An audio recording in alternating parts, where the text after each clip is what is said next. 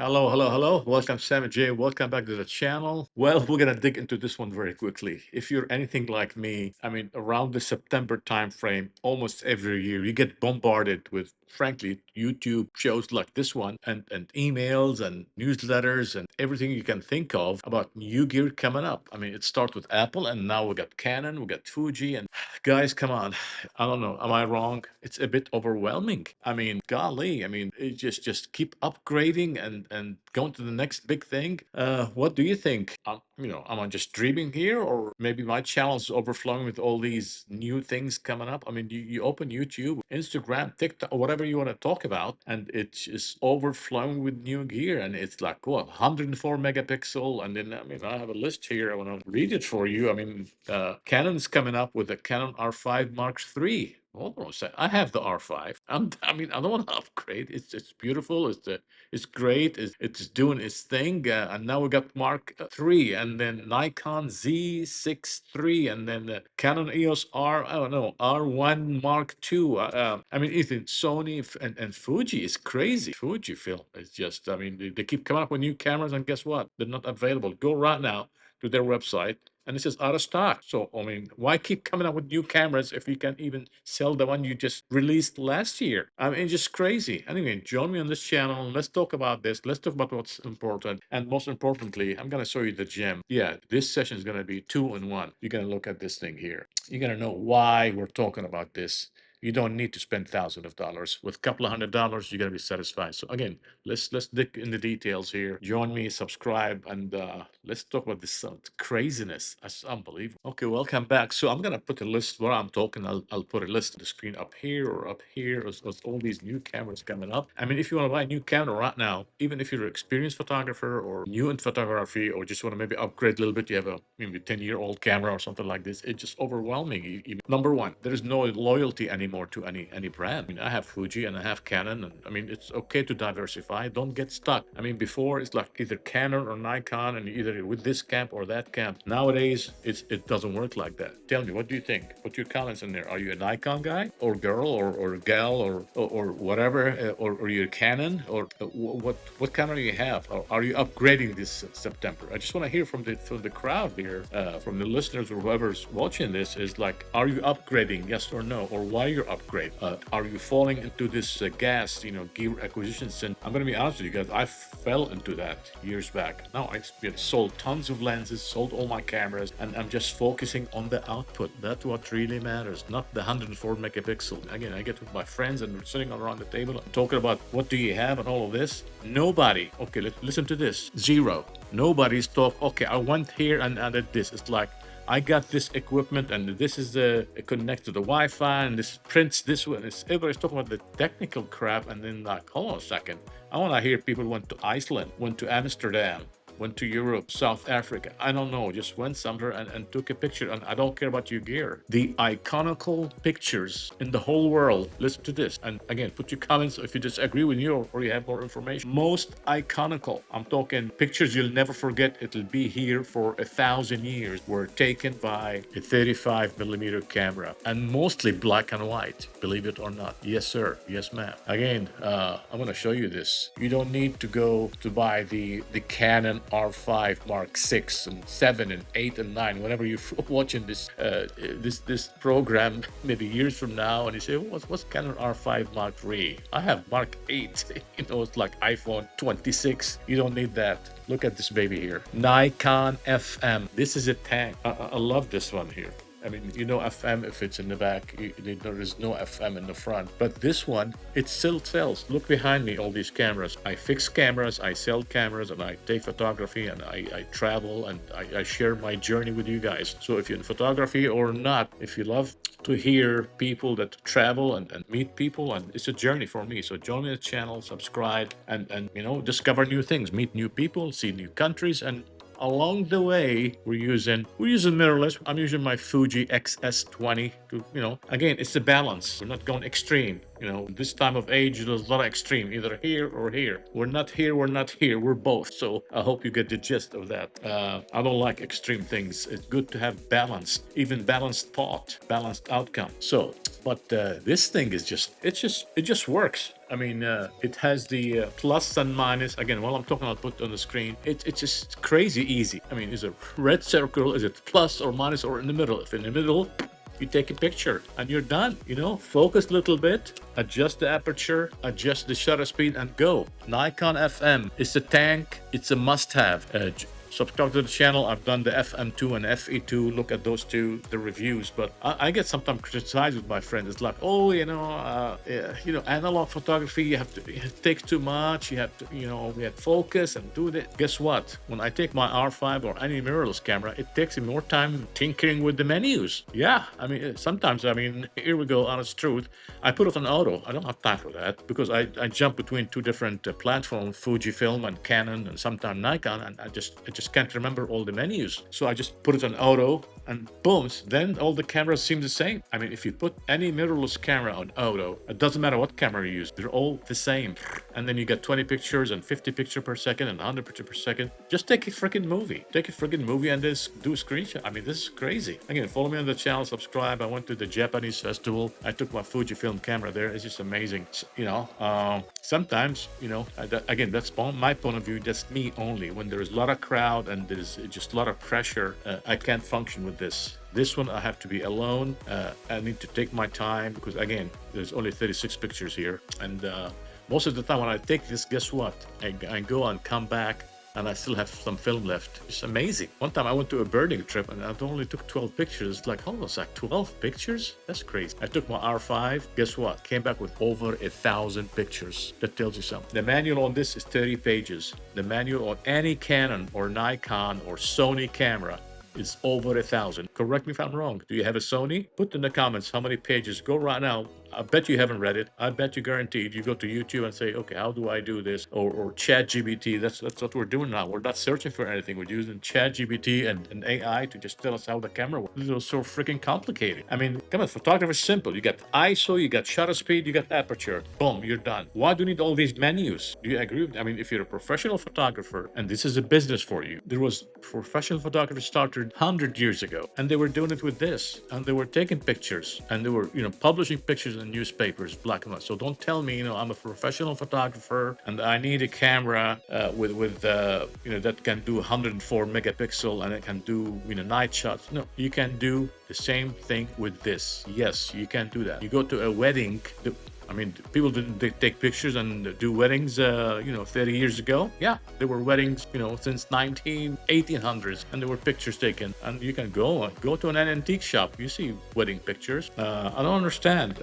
Don't understand me. I like technology. I like improvement. I like, people need to upgrade. There's nothing wrong with that because if you don't upgrade, we're stagnant. We need to improve, move to improve and all of that and trade in. There's nothing wrong with that. But when you're bombarded with like 10 brand new items from Sony, from Nikon, from Canon, it just overwhelms me because you just don't know how to think or what to do. Maybe they need to stagger those. But again, it's all about consumerism. It's all about getting your money. Don't think I don't want to criticize anyone, but I don't know. What do you think?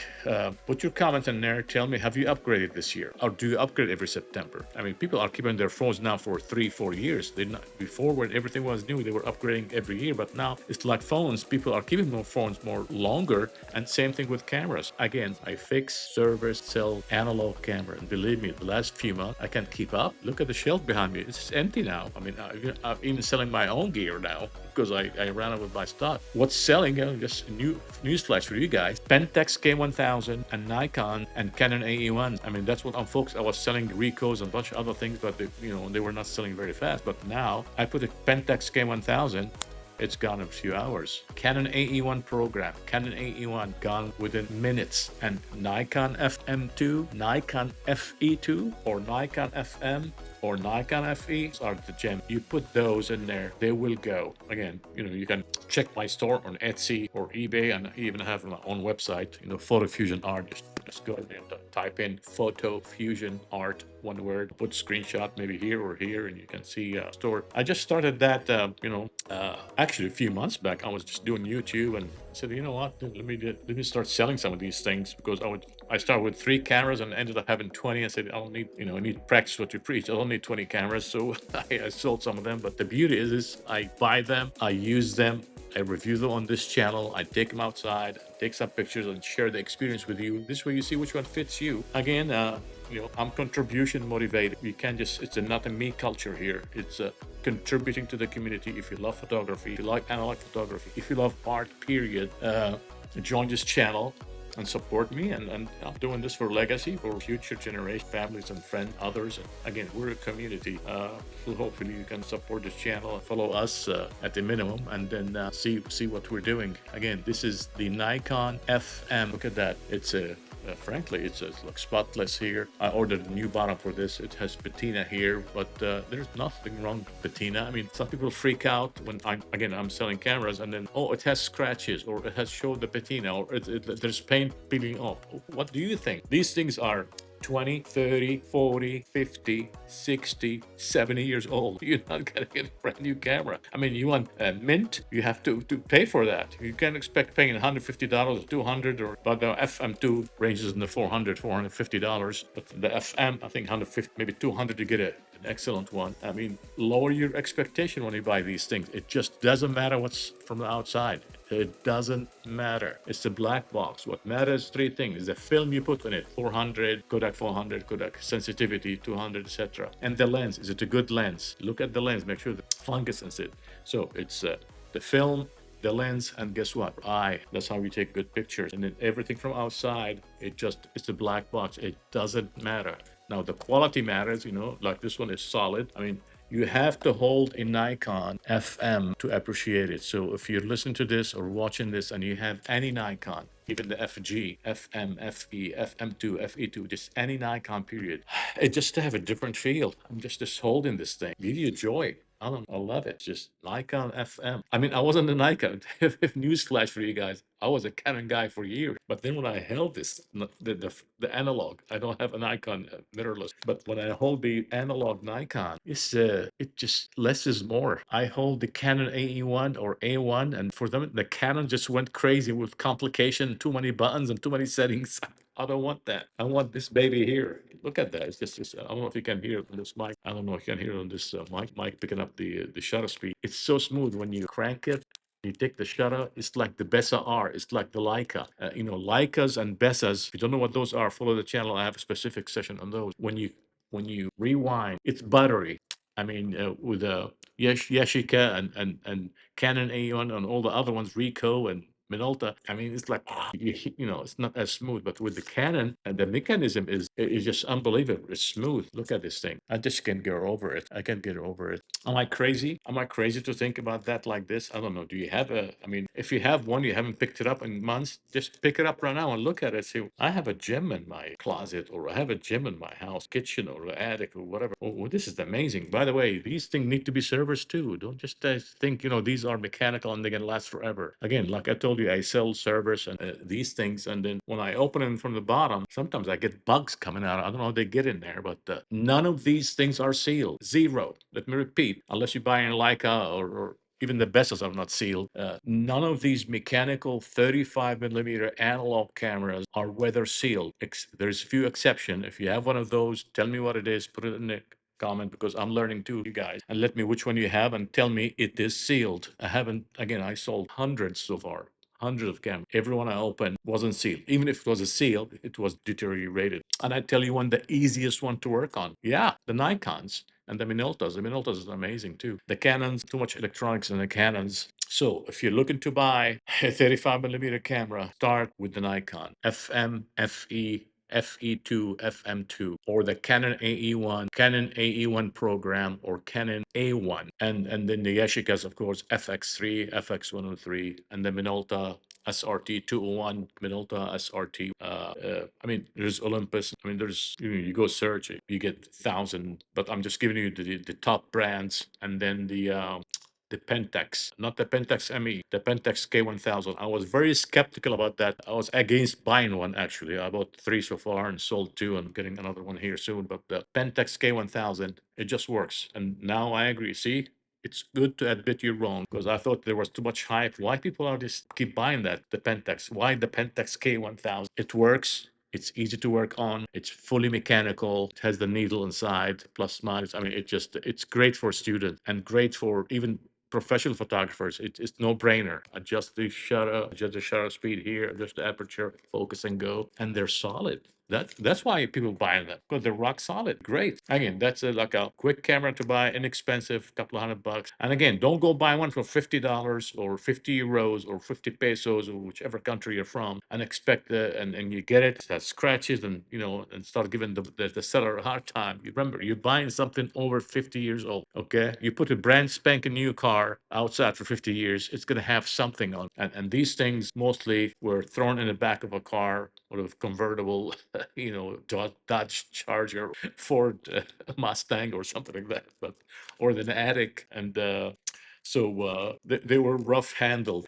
Rarely you're gonna get one of these that's in mint condition. But this one here, I got lucky on this one. I don't know if I'm gonna sell this one. Look at that Nikon FM, simple to use. I mean, it just amazing from inside. It's crazy. It shows you the aperture from top. It shows you the shutter speed on the left, and there is a, like I said, plus minus and in the middle circle. I'm going to show you that on the screen. Show you the viewfinder inside. It's just amazing.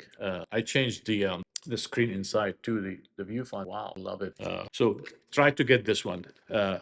It's a great starter. The FE, it has more electronics and it's aperture priority and all that stuff. But let's get back to basics. Nikon FM. That's where you need to start. You don't agree with me? Put your comments in there. By the way, the Nikon FM2, all it is has 1/4,000. So it's just faster than this, but we don't need that. Maybe you do. It depends if you do a lot of sports photography. It doesn't matter what kind of photographer you are. Even if you've been practicing photography forever or just starting, having a Nikon FM in your arsenal is a must. You don't agree with me? Put your comments in there. Let me know what you think. If you're just starting in photography and you want something inexpensive, go for the Pentax K1000. But frankly, for the same price, almost the same price, you get this one. So you put Nikon FM and Pentax K1000. They're all a good one with almost zero scratches. Would be about $200. Oh, I'll get the Nikon FM. No, you're not gonna get this for 300 and 400. No, it's about 200 something. And what I'm finding out now, it's hard to find good cameras. That's why when I'm selling, I sell only good cameras and frankly mint and tested.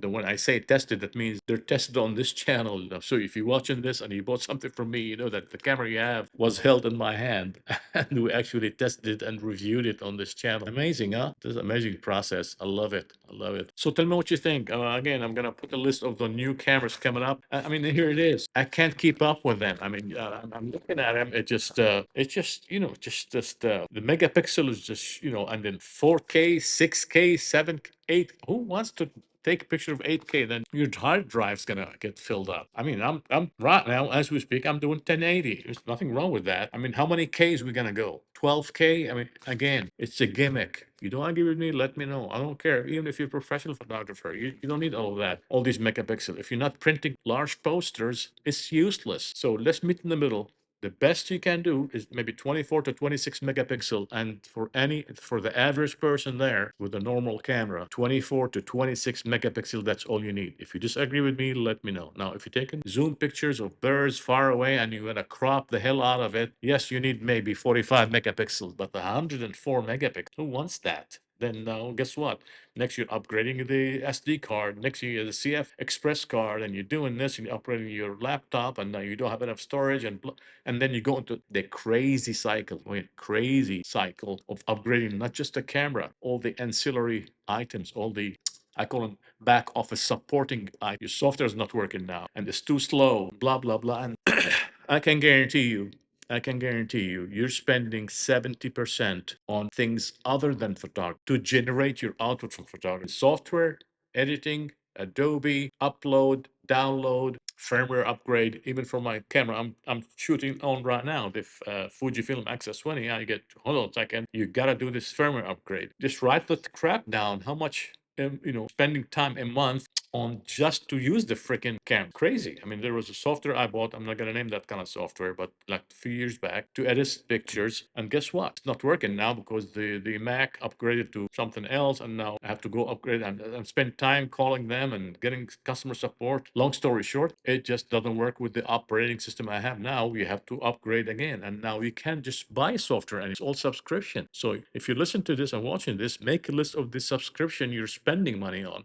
Okay, I got Adobe, I got this, I got that, and edit, and CapCut, and this, and you add all this mess, it's thousands of dollars or hundreds of dollars. You don't need any. Using this, zero. I don't need to do anything. And by the way, when I develop at home, obviously, but sometimes I just want to support the local community. There's a lab here. I send it to the lab, and guess what? I ordered pictures with them. I get 4 by 6 pictures. So I get the negative, I get picture. I'm not scanning because some people get hung up on this thing and they say, oh, yeah, we have to scan them again. Okay, you don't need to scan them. Just order the pictures. Because again, if you scan them and put them at digital, we're back to the digital thing. And now they're sitting somewhere where you can see them. Every picture I took with this is printed and is in an album, and you can share with friends and family. Now, on a share me online, yes, I have to scan. Again, we're not extreme here. We're not extreme here. We're right in the middle. We're, creating a balance. Yes, we're using mirrorless in certain situations, but for enjoyment, have fun. Like I said, if you follow this channel, 35 millimeter photography or analog photography, all people take other than 35 millimeter. I think there is like 120, etc. It's just more fun.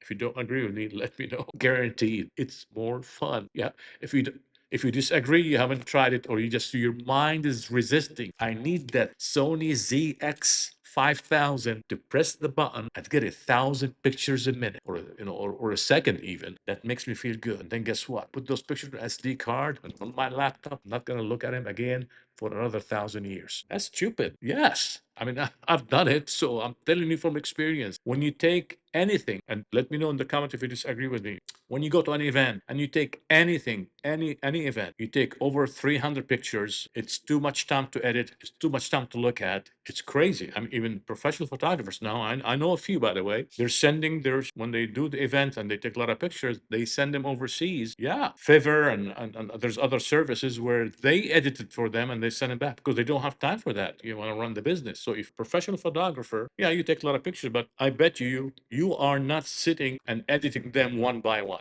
unless you're a small outfit. Professional photographers, they do 2 or 3 weddings a week. They don't have time for that. Send it overseas. Else again, but I'm talking to the general community for having fun. I'm in photography for just as a hobby, having fun. And again, you can check my website too. I'm a photographer too. I do events and stuff like this. And, I take my R5. I take my R5. I take this for some low key events and where I can take my time. Again, that's me personal. It's a personal thing. So what? Tell me what's your personal thing in a large crowd and high stress environment. I can't function with this. Can you function with that? Let me know. If the different stroke for different folks. So I'm trying to improve that, but it's just not working because I just need peace when I'm using this. I need to think and do this. But when there's people coming around you and there's music and I just can't. So tell me what you think. What's your experience? Professional photographer or wherever you are, and then let me know. With the other one, and even with the R5, I'm just sometimes just go to auto because I just block. Boom. There's a wall there. I just can't think. I can't even look at the picture. If you haven't done photography in high stress environment, try it. Now, street photography is fun. Again, follow the channel, subscribe. I've done several street photography. Yeah, they're fun. I've taken this. I've taken the Bessa. Now here we go with the Bessa R. If you don't know what Bessa R, subscribe to the channel. I have a whole thing on Bessa R, but again, BESS Bessa R. They call it poor man's Leica. I don't know if it's true or not, but they're expensive, but they're good. If you don't want to buy a $20,000 camera, you can spend a couple of thousand, get a Bessa R R3M. I have the R and the R3M, but those are wow. I can function with those in high stress environment. They focus quickly. They're rangefinders. They're not like this. I don't know. Maybe rangefinders I'm comfortable. So I'll put the mirrorless rangefinders and then in that order from being nimble and quick to react. The Bessas are. I haven't owned a Leica, so if you have a Leica or a Bessa, tell me what you think. Are you quick to act with those? Are they? What's your experience with those? The Bessa, you thought this is creamy or easy and smooth. The Bessa, the Bessa, it just not taking pictures. I'm not exaggerating. Believe me, I wish I have it here. I don't have it right now, but if you just hold the Bessa, it's light. The weight is just perfect. The lens is not bulky. The focusing, the parallax they call it, the focusing screen in the rangefinders. Maybe I need to do a video on rangefinders and SLRs. Maybe I'll do one of those and show you the difference. It just amazing, and it's snappy. It's quick to focus. I don't know. Anyway, 35 millimeter photography is more fun, guaranteed. But let me see. I want to look here to see what else missed here. So here in closing, I want to give you a challenge. If you're an experienced photographer or a new photographer or just getting a photography or you've been in photography years, whatever, give yourself a challenge. Get away from the routine. I'm not telling you upgrade or not upgrade. That's a personal choice. But try this for 3 days or 1 week or two. This month I'm just gonna do analog photography and see what happens. Maybe you hate it. You hate it? Okay, throw it away and do whatever you want. Until you try new things. Humans are just they like routines. Once they get in the comfort zone, guess what happens? Growth and innovation and even productivity goes in the tank because I'm in the comfort zone. I'm happy. I know what to do. I click this, I turn this, I boot it, click. I'm done. I'm happy. I don't want anybody to bother me. It doesn't work like that. You need to get out of the comfort zone. Try something new. Even if you have one of these, try a different brand, see how it works. You learn something. Guess what? The output is going to be so rewarding. It's unbelievable. I go to I get the local lab here, and sometimes I go to like even sometimes grocery store or drugstore. Mostly drugstores now. I don't think any grocery store develop film, but the drugstores or whichever country. I don't know. In Europe, when I was in Europe, there's actually stores that sell these things, develop film there. Anyways, you go pick up. It just go in, have it the envelope, and open it and look at the pictures, and you see the grain. Show you while I'm talking. Just it's a joy in it. I don't know. You see people instead of yes, I'm going to sit up behind my laptop and put my SD card and spend 3 hours editing, and nobody gonna see my picture. Okay. Good luck for you. You don't agree with me? Let me know. Or what is your process? What is your process? So maybe you do digital and mirrorless, and but you actually print them. How do you share them with your friends and family? You're not gonna send 1,000 pictures via text, and then why are you taking a 104 megapixel picture and you're gonna send it in the iPhone or an Android device anyway? It's gonna downsample or whatever, and they're not gonna even TikTok economy. They're gonna look at it quickly and then see it. When you hold it in your hand, it's a different feel. That's why these things are booming now. Again, I'm talking from experience because I sell these darn things and I can't keep up. Yes, even my daughter, she's a super Gen Z, whatever Gen you want to call them. Yeah, she bought one of those focus free. It's called loaded ribbon. So it's 8 to 80. There's no age limitation. There is limitation on fun. If you don't want to have fun and you insist on gear upgrade and want to keep chasing, you're gonna chase it till the end of times because it's guess what? This gear acquisition syndrome is not gonna end. You think Canon R5 Mark, Canon R6 Mark III now or 4 is gonna end? No, it will come with RA, RC, all of that stuff. And I thought when the Canon R6 came out is what the best thing in the world. What happened now? Why we need Mark 1, Mark 2, Mark? You don't need that. Now, if you don't have a camera, you have a zero camera and you want to go buy something, yeah, go buy the latest one. And you want to save money, go back in time, buy the other one. I got the Fujifilm X-S20. That's been, 2, 3 years in the making, but I'm taking pictures with it right now. Look at me. I'm using it. Not 26 megapixels. It's hybrid camera. It does video, it does 6K, does blah, blah. And guess what? I had it now, 3, 4 months. I haven't even finished reading the manual. This is crazy. Manual, 10,000 pages, figure of speed. I read this page. I got the manual on this thing, 5 minutes, 27 pages here. You don't need to read the manual. If you want to, you can. Okay, follow me, subscribe, tell me what you think, and see you next time. Cheers.